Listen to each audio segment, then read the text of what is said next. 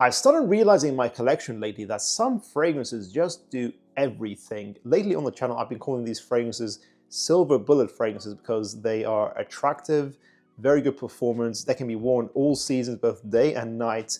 And for extra points, they are also unisex. They can be worn by both genders. Some of these fragrances are so impressive that of course I give them a 10 out of 10.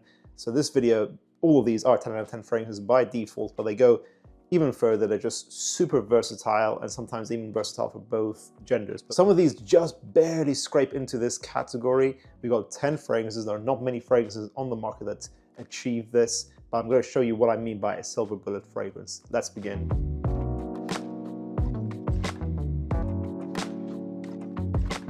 If you guys don't know, we have our own fragrance brand called Atrium, where we are trying to introduce and explore new creative ideas in men's perfumery. You can get a well-rounded collection in one purchase through acquiring our discovery set of our Curiosity collection, which is now available. Use the link in the description down below. Lattafa's Oud for Honor and Glory. This is very impressive for its price tag. I kept on hyping this up as soon as I got it years ago. I think it was like 2 years ago I got this, I might be wrong, but this is a very creative and high quality smelling, what, $20, $30 fragrance. It has smells of pineapple, creme brulee, sandalwood, vanilla, powdery, a little bit spicy with that cinnamon. It's very unique, attractive, creative. I don't think it's cloning anything as far as I can tell. And it lasts an impressive 8 hours. Can be worn in all seasons, although I think in the summertime it's more of an evening scent, and it can be worn by both genders. This is very smoothly blended, very high quality, one of the best Lattafas out there. Try out Oud for Honor and Glory if you haven't already. The list is getting progressively more expensive as we go along. We've got Lattafa's Emeer. Let's stick with Lattafa. Lattafa's Emeer, again, I've been hyping this up ever since I acquired it. This,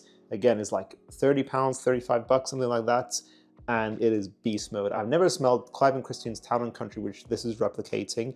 But to me, this smells like a combination of Baccarat Rouge 540 with Bulgari Tiger with a hint of LV's Imagination. Citrusy, tea notes, ambergris, loud, projecting, a little bit woody, sharp, fresh, but at the same time it's just beastly and unisex. If you want like a fresh head turn, you can wear it all year round. Again, for both genders, this lasts 10 to 12 hours with a loud projection, I would say overall, maybe medium to loud, but it is a very good performer. This is amazing. This smells very high quality also. This is easily a silver bullet fragrance. Anyone from any age, at any time can rock this. It smells very good, value for money as well. Excellent performance. That's why it's a 10 out of 10 silver bullet fragrance, guys. It doesn't miss. You can just buy this if you did buy this for my recommendation, let me know, what do you think of it? 37.9% of people who watch School of Scent are subscribed to us. If you guys really want to see our channel grow, go ahead and click subscribe. Let's get that number to 40%. Thank you. Afnan Supremacy Collector's Edition. I've been hyping this one up as well as basically everyone. I think this is like one of the best, this is one of the best reviewed fragrances, you know, of all time. I think this is very good as it keeps getting a lot of hype. So it's not just me, guys. Check out other reviews. This is easily the best, not easily, but the best Supremacy fragrance in the entire line, in my opinion. This is a perfect 10 out of 10. I kind of thought, you know what, another Aventus-esque fragrance can't be that exciting.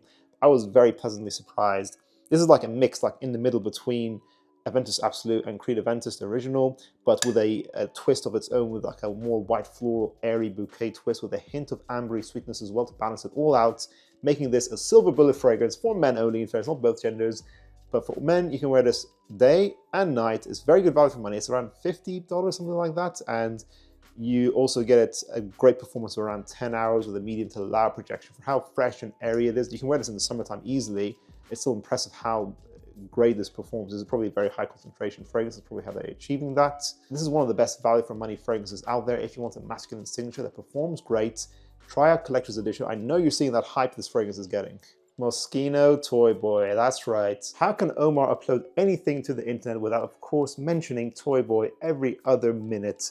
I do love this fragrance. You do need to enjoy this style. This is a rose, spicy, slightly green, musky, peppery DNA that I think is fresh, invigorating. I do think spring is its best time to wear this scent, but I think people underestimate how versatile this fragrance is. I don't see this often being listed as a summer fragrance, but I think you can rock this in summer. I think you can rock this all year round. And I think this is unisex overall, maybe leaning a little bit masculine. This is beastly as well, 12 hours longevity with a loud projection. This is a head turner. If you don't like this style of rose fragrance, you can try something like Barrois Oud Satin Mood, I think it's called, That's from Maison Alhambra, who I think is actually owned by Lattafa as well. That's probably a safer fragrance that's replicating MFK's Oud Satin Mood. But I do think Moschino Toy Boy is underrated for how versatile it is. It's unique. I think it smells niche, to be honest, but in designer packaging. Not for everyone, but definitely try, guys. I'm sure you can try it quite easily in your local store. And yes, of course, Toy Boy is a 10 out of 10 to me. Controversial, I know. Let me know if your thoughts. Put your hate comments down below, guys. Allure Homme Sport au Extrême. So you may know, guys, this is not actually my favorite Allure Homme from the lineup. I kind of think it's a little bit overrated, but I still objectively give it a 10 out of 10. I just think stylistically, it's not my favorite, even though I think this was the first, this was the first fragrance I got from the line. It's very versatile. It's well blended. It has nice ingredients, and it's just a great value fragrance. It is good value for money. I know it's Chanel price tag, but I think it's worth it. It does smell of Chanel quality, high-end elegance. It's a mandarin creamy musks tonka bean fragrance with a bit of mint as well. It's sporty, fresh, and elegant, as I already mentioned. And I personally get around 8 hours with a medium projection with this bottle. So this just about gets it into this silver bullets category. I think you can rock this all 4 seasons, both day and night. The added sweetness from the tonka bean of this fragrance makes this more versatile than Allure Homme Sport, the original, although I personally do prefer the original. Some guys give absolute beastly compliments from this fragrance. I don't think I've ever got a single compliment from this, but I still enjoy wearing this myself. I think that matches more overall. It's a very pleasant fragrance, very well blended. What do you guys think? What is the best Allure Homme fragrance in your opinion? Dior Homme Original. So now it's called Dior Homme Original because Dior Homme 2020 took the original's namesake, but this is a 2011 Dior Homme bottle, I believe, what I have here.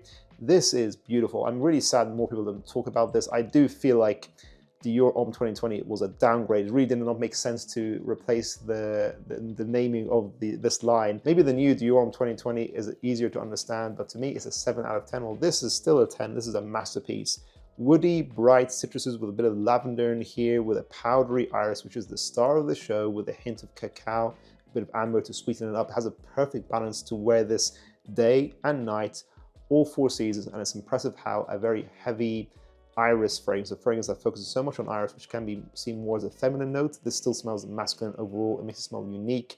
It's elegant, creatively made. This is a piece of art that just is in another league compared to the modern imposter, let's say. Also, if you like Dior Homme 2020, I always say just get Dior Homme Sport 2021. I feel like that's a better fragrance. That's a 9 out of 10 at least to me compared to the original. I do think Dior Homme Original is still available. If you can get your hands on it, definitely do, guys, or at least try it, because this is slept on so much. It's being forgotten about way too much. Dior Homme Intense is nice, but I still prefer this personally. We're going niche now. Marc-Antoine Barrois, Ganymede. This is a fragrance I sampled twice overall, and I did not like it initially. I kind of gave it, I think I gave it an 8 out of 10 initially. It was a very strange fragrance. It got a lot of awards. I was a bit flustered or a bit bewildered by that because I wasn't sure why it was so hyped up. But that's because this is the kind of fragrance, as I say, some fragrances are not meant to be smothered up close to your nose. They're meant to be more experienced in the air, and that's where the real magic and the real effect comes out.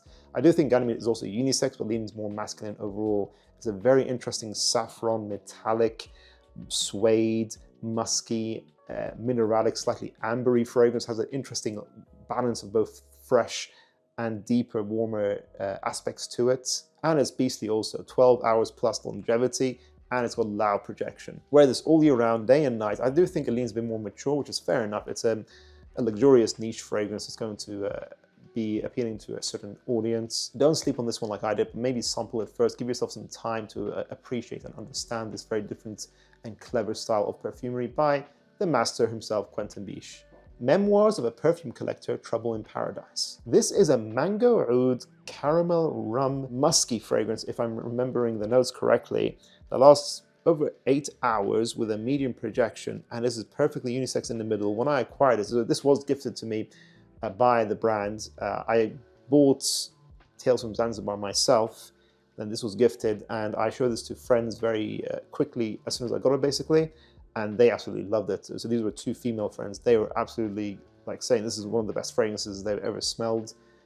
And to me, I can see why. This is very creative, but very easy to wear also. And it's got both that tropical freshness while having those warmer, deeper notes, as I mentioned in the note breakdown. I do love Tales from Zanzibar, but I think this is probably more versatile. Not as long lasting, okay, 8 hours, so just about gets into this category, but I do think this is a silver bullet fragrance for a guy who wants a tropical fruit note that you can wear all year round. You know me, guys, I'm obsessed with mango, unhealthily. I'm not sure why I love them so much in perfumes, but this is a great scent that is really sexy, really attractive. If you want really creative but easy to wear niche perfumery, try this out, Trouble in Paradise. And lastly, you may have guessed it already, it's Kajal Äican, which I've mentioned as my silver bullet fragrance many times before. All 4 seasons, both genders, 10 to 12 hours longevity with a medium projection. It takes a Tigar-esque base and mixes it with a fruit cocktail of pineapple and passion fruit with a hint of praline gourmand goodness. Super sexy, super fun, easy to wear. It smells creative. It's really easy to like in my opinion also. I feel like this would be a big compliment getter as well. Very versatile, and of course we all know the Bulgari Tigar DNA. You can get it with a more affordable option like Tarathi Blue, for example, while this I feel like is more worth the money. I'm not saying this is a clone at all. This is not a clone. This is an original creation, but I think I'm the only reviewer who kind of says that there is like a base, like a skeletal structure of Tigar in there that gives it a sharp freshness that makes this balanced overall. This is one of my best recent discoveries in the niche game. I really hope more of you do try this out and let me know if you enjoyed as much as I did. That concludes this video, guys. Do you feel like some fragrances are silver bullets, like they are very attractive? They'll get you compliments, they can do everything, they last a really long time, or at least 8 hours. Let us know your silver bullet fragrances in the comments down below and whether or not you agree or disagree with my list I've shared with you today. If you guys enjoyed this video, make sure to check out our previous video titled Summer Fragrances. I'd give a perfect 10 out of 10. I'll see you guys in the next one. Bye.